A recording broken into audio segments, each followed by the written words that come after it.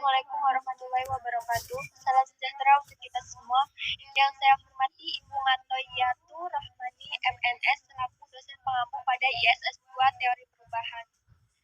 Baik, izinkan saya dari kelompok 7 dengan anggota saya sendiri, Bella Febrianingrum, dengan NPM 22220101, kemudian Atin Rahma dengan NPM 2222, makalah kami yang berjudul Teori Rogers.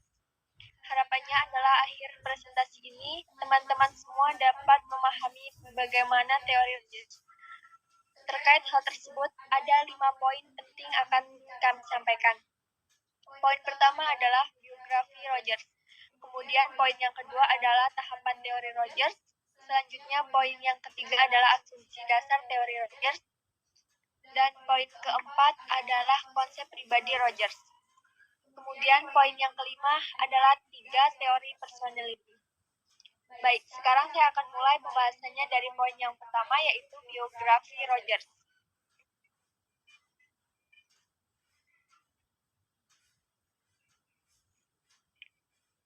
Biografi Rogers.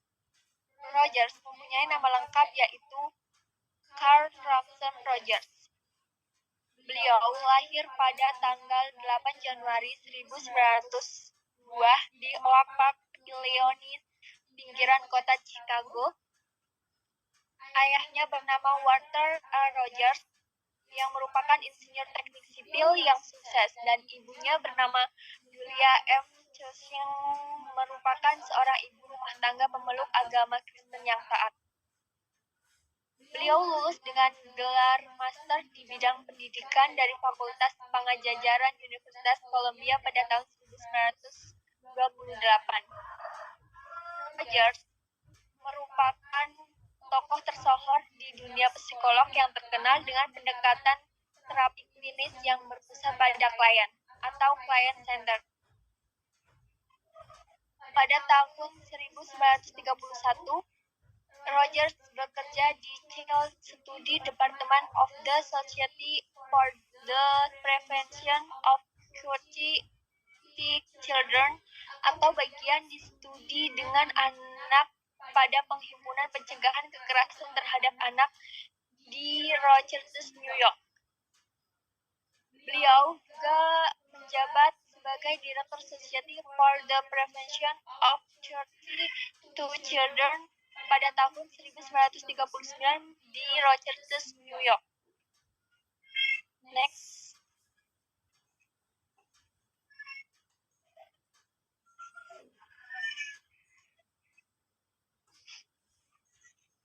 Yang kedua ada tahapan teori Rogers. Menurut Rogers, ada 5 tahap dalam perubahan yang dikenal dengan AYETA,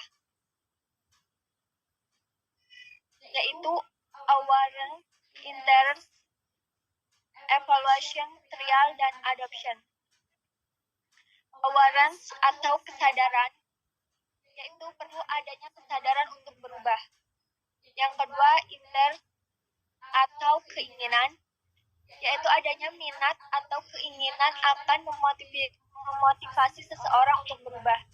Yang ketiga, evaluation atau evaluasi, menilai kemungkinan manfaat atas perubahan yang dilakukan dikaitkan dengan kepentingan individu.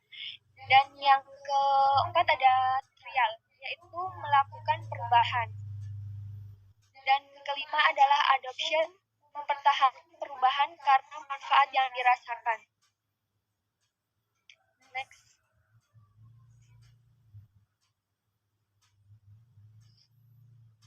Asumsi dasar teori Rogers. Beliau berasumsi bahwa the humanistic theory of personality. Rogers mempunyai asumsi besar, yaitu kecenderungan formatif merupakan kecenderungan terhadap semua hal, baik organis maupun anorganis, untuk berkembang dari suatu bentuk yang sederhana menuju yang lebih kompleks. Yang kedua adalah kecenderungan maksimalisasi, merupakan kecenderungan setiap makhluk hidup untuk bergerak menuju kesempurnaan atau pemenuhan potensi dirinya. Next.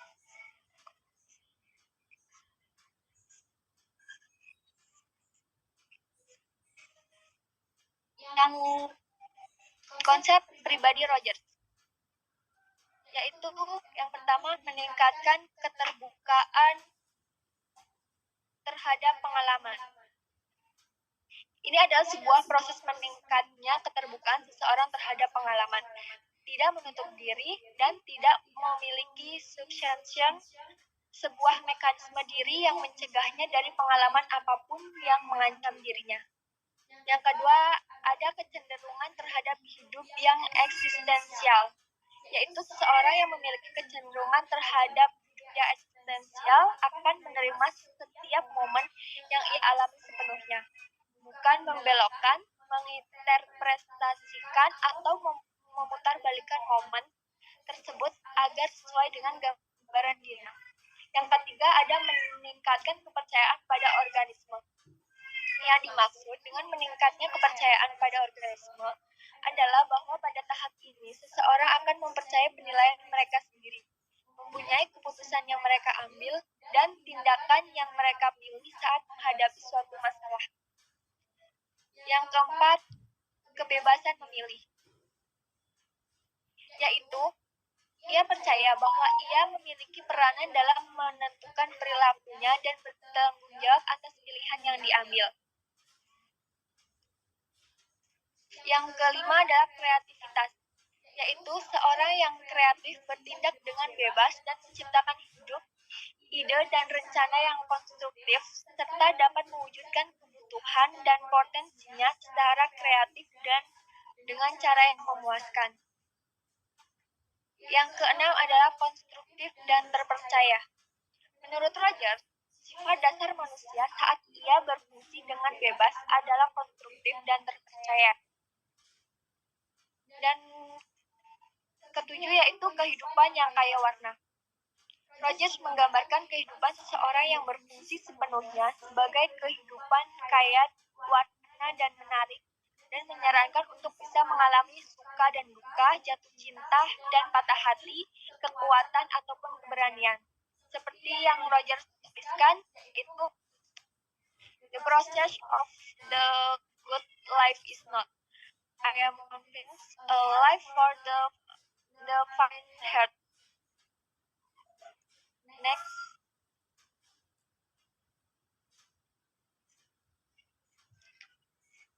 Tiga teori personality. Menurut Rogers terdapat tiga teori personality. Di antaranya yaitu self-concept, yang terbagi menjadi dua, yaitu incongruence adalah ketidakcocokan antara self yang dirasakan dan pengalaman aktual, disertai pertentangan dan kekacauan batin. Dan yang kedua, congruence berarti situasi di mana pengalaman diri diungkapkan dengan seksama dalam sebuah konsep diri yang utuh, integral, dan sejati.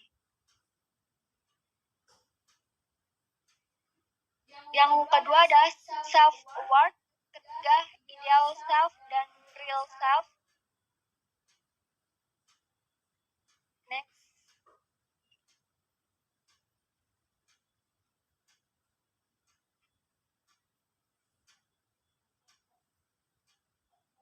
Baik.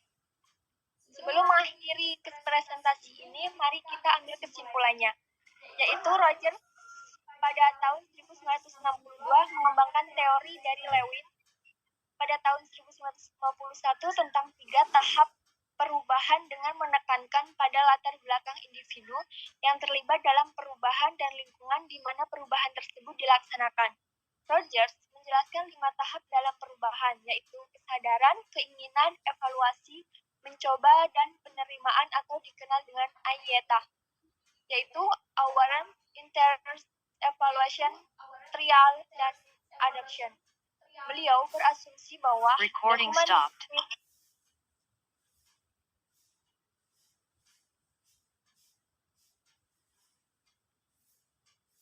Udah, Tin?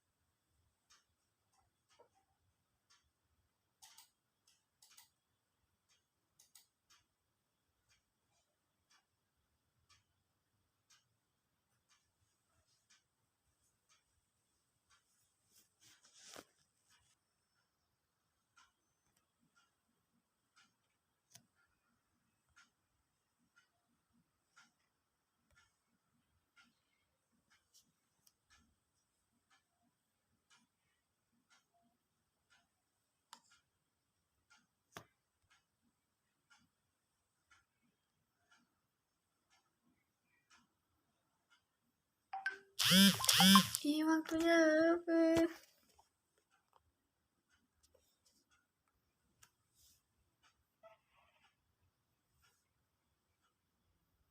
Demikian presentasi ini saya sampaikan, semoga bermanfaat dan terima kasih atas perhatian juga waktunya. Mungkin dari teman-teman yang mau bertanya, saya persilahkan pada forum di Eling ya. Saya akhiri, wassalamualaikum warahmatullahi wabarakatuh.